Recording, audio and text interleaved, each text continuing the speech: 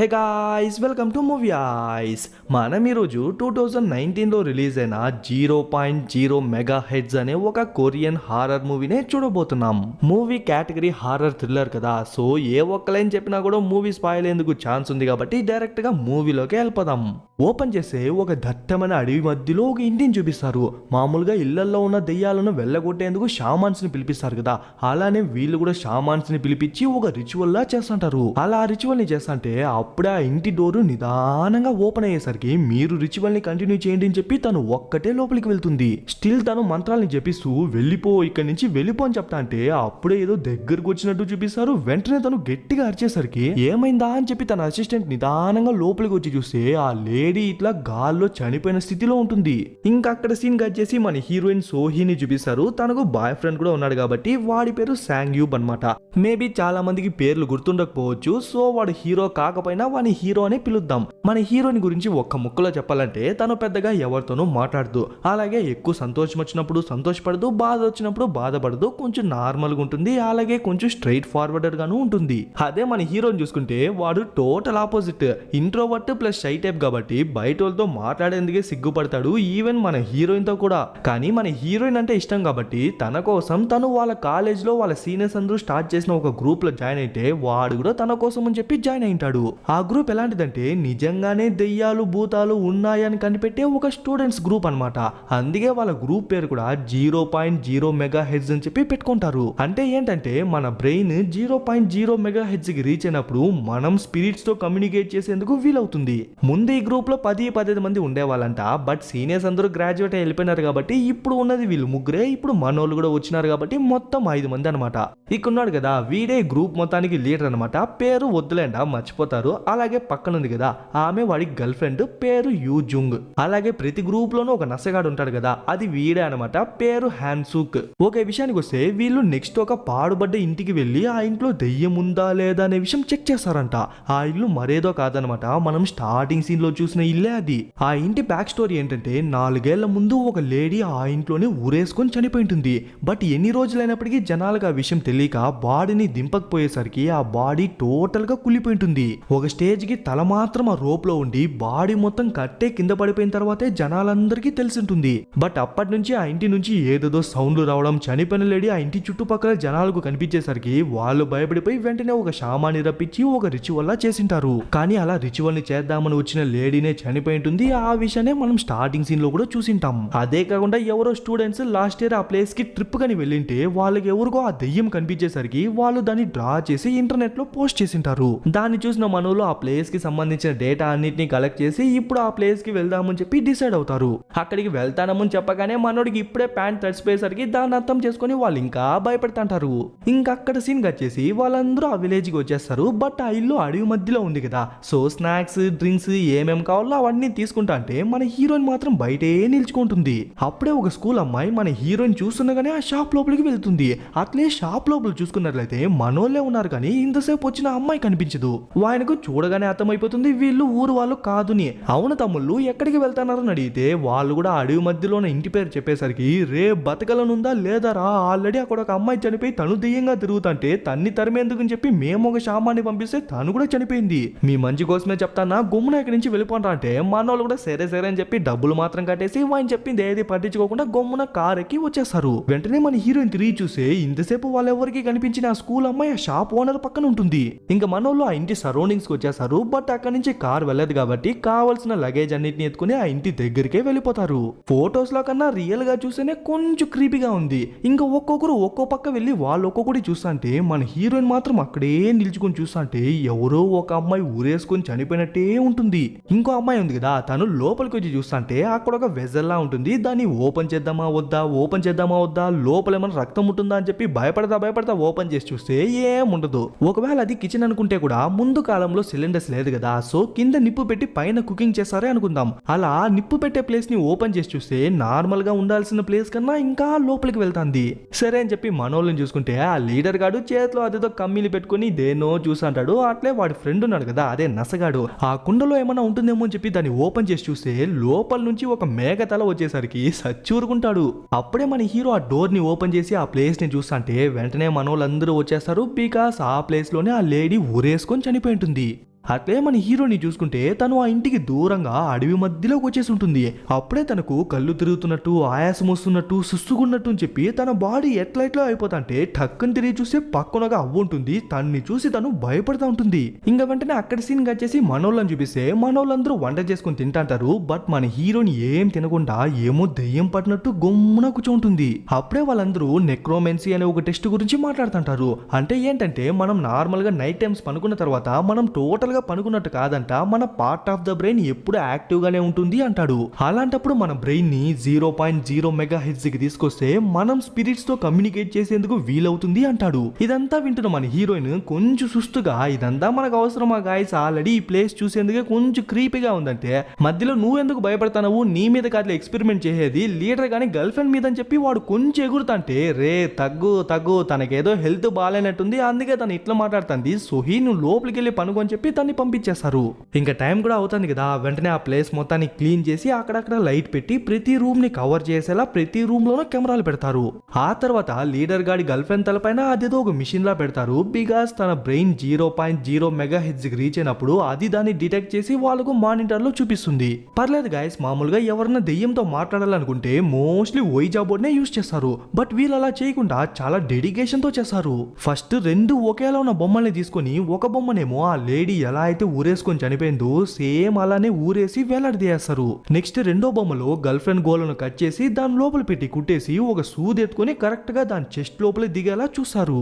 ఆ తర్వాత ఆ బొమ్మని ఆల్రెడీ ఆవు లివర్ ని నానబెట్టిన టబ్ లో పెట్టేసి పక్కన ఒక ఫ్రీక్వెన్సీ చెక్ చేసే రేడియోని పెడతారు. ఒకవేళ దెయ్యం తన బాడీలోకి వస్తే అది మనోళ్ళని అటాక్ చేయకుండా ఉండేందుకు చుట్టూ ఉప్పు చల్లుతారు. అలా చేయడం వల్ల అది ఆ సర్కిల్ ని దాటి బయటికి రాలేదన్నమాట.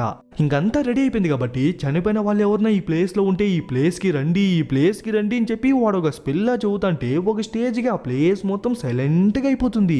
ఏదో జరగబోతుందిరా అనే ఒక థాట్ మనకు వచ్చేలోపు వెంటనే తనకేదో ఫిట్స్ వచ్చినట్లు గిలగిలాలను కొట్టుకునేసరికి వెంటనే మనోడు పరిగెత్తా వెళ్ళి యూజాంగ్ ఏమైంది అని చెప్పి అరుస్తుంటే తను మళ్ళీ అన్కాన్షియస్ అయి పడిపోతుంది.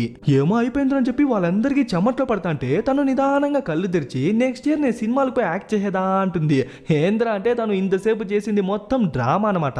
మే ఇప్పుడన్నా నిజంగా పనుకోమే అని చెప్పి తన్ని పనుకోపెట్టేసి వీళ్ళు ముగ్గురు బయట వచ్చి మానిటర్ లో చూసా ఉంటారు. అప్పుడే నసగాడు తుప్పల్లోకి వెళ్ళొస్తా అని చెప్పి వాడు వెళ్ళింటే లీడర్ గాడు హీరోతో రే నీ గర్ల్ ఫ్రెండ్ అక్కడ రూమ్ లో ఒంటరిగా పనుకోందిరా, కనీసం తనకు తోడుగన్నా వెళ్ళరా అని చెప్పి వాడిని పంపించేస్తాడు. వీడికి ఎందుకప్ప ఇంత కేరింగ్ అంటే వాడు వాళ్ళందరినీ పంపించేసి లోపలికి వెళ్ళి వాడి గర్ల్ ఫ్రెండ్ తో వాడు రొమాన్స్ చేసుకుంటా అంటాడు.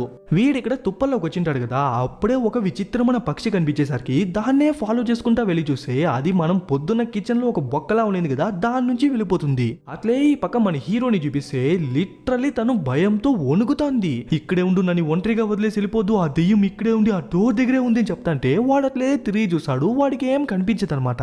బట్ మనం చూస్తే ఏదో ఒక ఆకారం ఉన్నట్టుంటుంది. అప్పుడే తను ఏదో చెప్పొస్తంటే ఎక్కడి నుంచో ఒక చెయ్యి వచ్చి మన హీరోని నోటిని మూయేస్తుంది.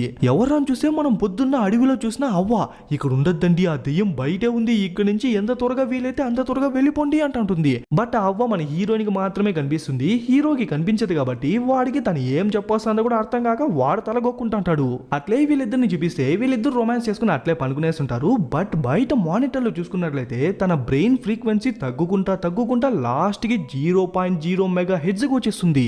అప్పుడే తను నిదానంగా డోర్ తెరుచుకొని బయటికి వస్తాంటే తన్ని చూసి వాడికి గుండె సల్లగా అయిపోతుంది. ఆ తర్వాత తను నిదానంగా నడుచుకుంటూ వెళ్తాంటే మనోడు పరిగెత్తా వెళ్ళి తను ఆపేందుకు ట్రై చేస్తాడు. అప్పుడు ఇట్లా తిరుగుతుంది చూడండి, కట్ చేసే మనోడు వాడి చైర్లోనే కూర్చుంటాడు. ఓ పీడ కళ అని చెప్పి ఆ మానిటర్ పక్క చూస్తే నిజంగానే తను కనిపించకపోయేసరికి పరిగెత్తా వెళ్ళి ఆ లీడర్ గాని లేపేసి ఆ తర్వాత మన హీరోని కూడా లేపేస్తాడు.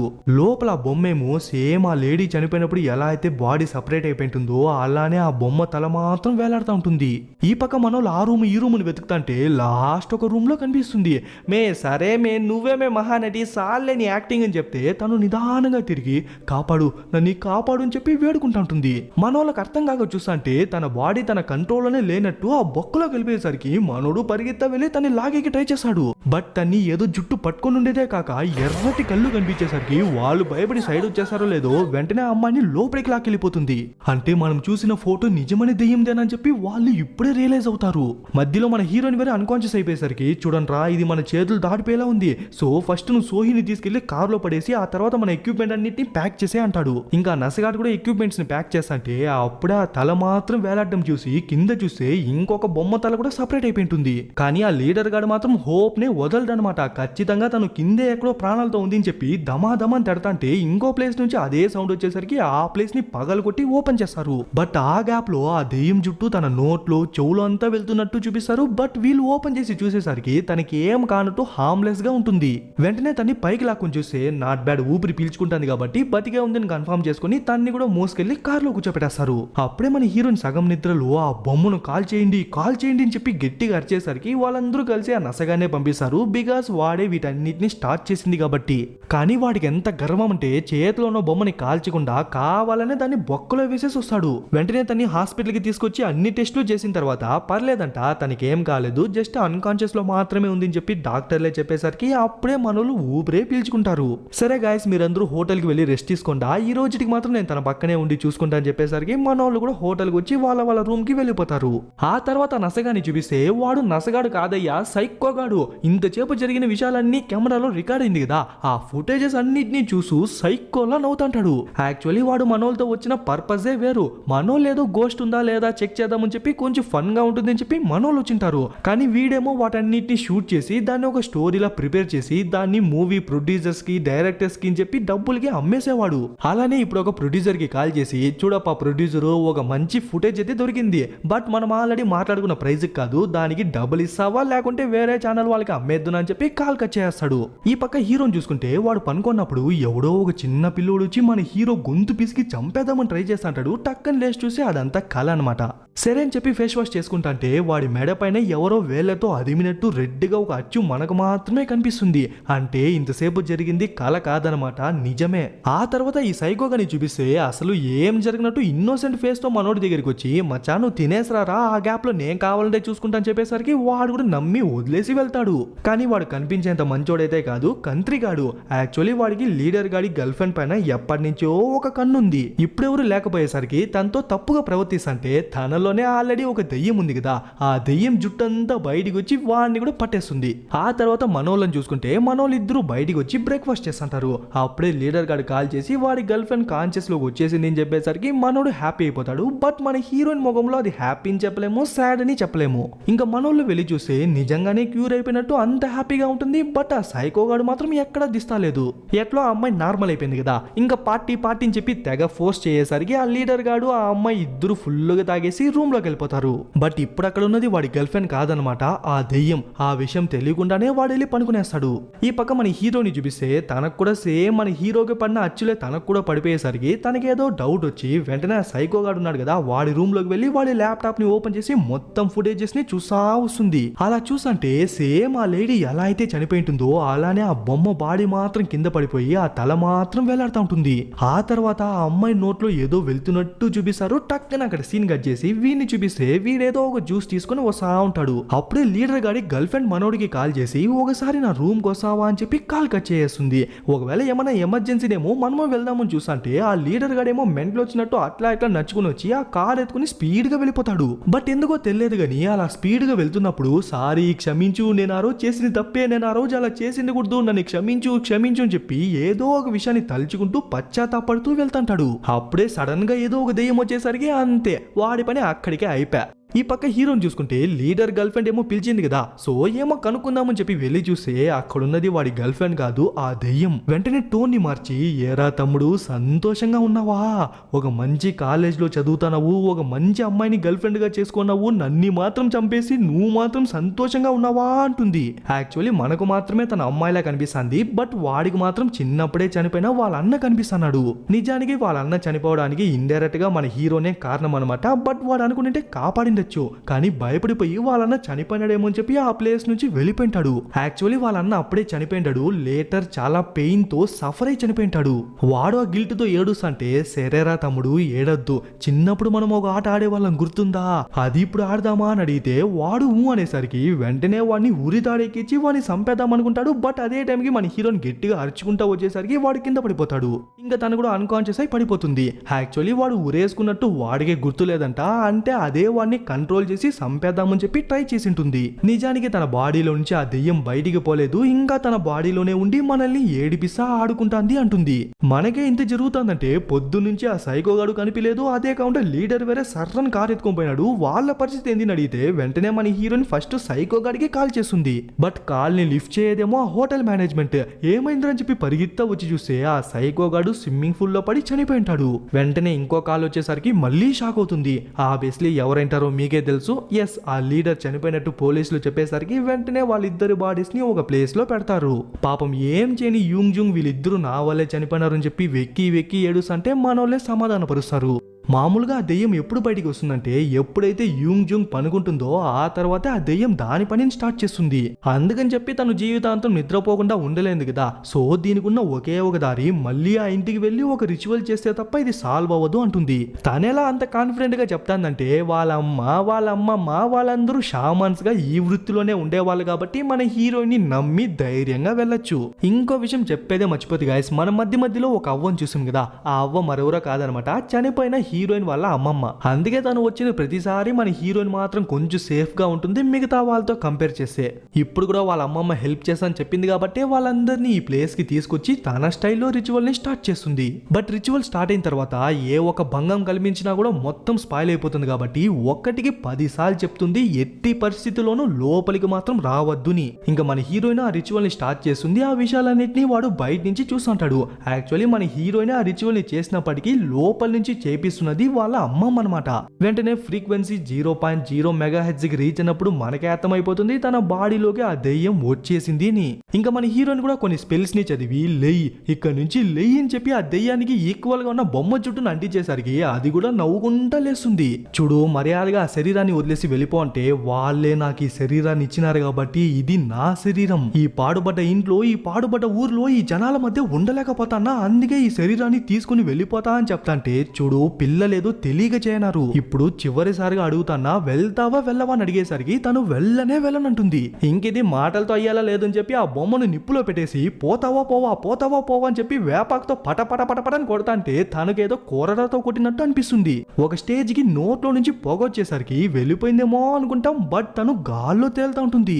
బట్ అప్పటికి ఆ బొమ్మ కళ్ళు కాలిపోయేసరికి తను కింద పడి విలవెల్లాడుతుంటే మన హీరోయిన్ మళ్ళీ వెళ్ళి పలపల అని చెప్పి కొడతా ఉంటుంది. తను దెబ్బలు తట్టుకోలేక ఆ పక్క ఈ పక్కన ఎగురుతుంటే ఉన్న ఒక్క కెమెరా కూడా పడిపోయేసరికి లోపల ఏం జరుగుతుందో కూడా అర్థం కాక వీడు బయట నుంచే తనకలాడుతుంటాడు. లాస్ట్ లో తనేం చేస్తుందంటే నోట్లో నుంచి అదేదో బ్లాక్ గా కక్కేస్తుంది.